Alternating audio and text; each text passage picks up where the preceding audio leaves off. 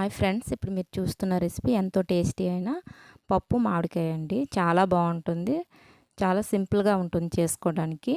ఈరోజు దీన్ని ఎలా ప్రిపేర్ చేయాలో నేర్చుకుందాం. ముందుగా కడాయి పెట్టుకొని అందులో కందిపప్పు వేయాలండి. అది కొంచెం కలరు చేంజ్ అయ్యే వరకు వేపుతూ ఉండాలి.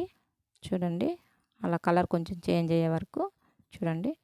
కొంతమంది వేపకుండానే వండుతారు, అయినా సరే ఇలా వేపితే ఇంకా బాగుంటుందండి, టేస్ట్గా ఉంటుంది.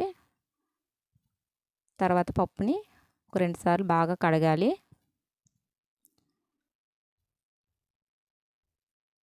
కడిగాక కుక్కర్లో ఆ పప్పును వేయాలండి. ముందుగా కడిగి ఉంచుకున్న పప్పుని, తర్వాత పెద్ద ముక్కలుగా కట్ చేసిన ఉల్లిపాయలు, తర్వాత ఏమో మామిడి ముక్కలు. నేను మామిడి ముక్కలు ఇన్ని వేయాలని చెప్పట్లేదు, ఎందుకంటే అది పులుపుని బట్టి వేసుకోవాలండి. కొన్ని కాయలు పుల్లగా ఉంటాయి, కొన్ని కాయలు పులుపు తక్కువగా ఉంటాయి, అందువల్ల నేను చెప్పట్లేదు. పులుపుని బట్టి మీరు వేసుకోవాలి. తర్వాత టమాటీలు, పచ్చిమిర్చి, కారం, కొంచెం ఆయిల్ అండి. తర్వాత మనం ఏ కప్పుతో తీసుకున్నామో అదే కప్పుతో 2.5 వాటర్ వేయాలి. తర్వాత దాన్ని ఒక 5 విజిల్ వచ్చే వరకు ఉంచాలండి స్టవ్ పైన. తర్వాత ఈ విధంగా ఉడుకుతుంది. దాన్ని పప్పు గుత్తితో బాగా మెత్తగా చేయాలి. తర్వాత సాల్ట్ వేసుకోవాలి. చూడండి, అలా విధంగా మెత్తగా చేసుకోవాలి. తర్వాత మనం పోపు రెడీ చేసుకుందాం. ముందుగా ఆయిల్ వేసి అందులో పోపులు వేయాలండి.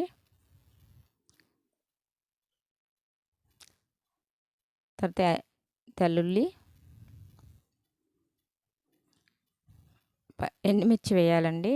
కొంచెం చూసుకొని వేసుకొని, ముందు కారం వేసాము, పచ్చిమిర్చి వేసాం కాబట్టి ఎండుమిర్చి కొంచెం చూసుకొని వేయాలి. తర్వాత కరివేపాకు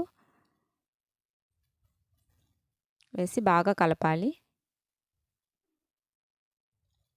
ఇంగు వేయాలండి. మీకు నచ్చితే వేసుకోవచ్చు, లేకపోయినా పర్వాలేదు, బాగానే ఉంటుంది.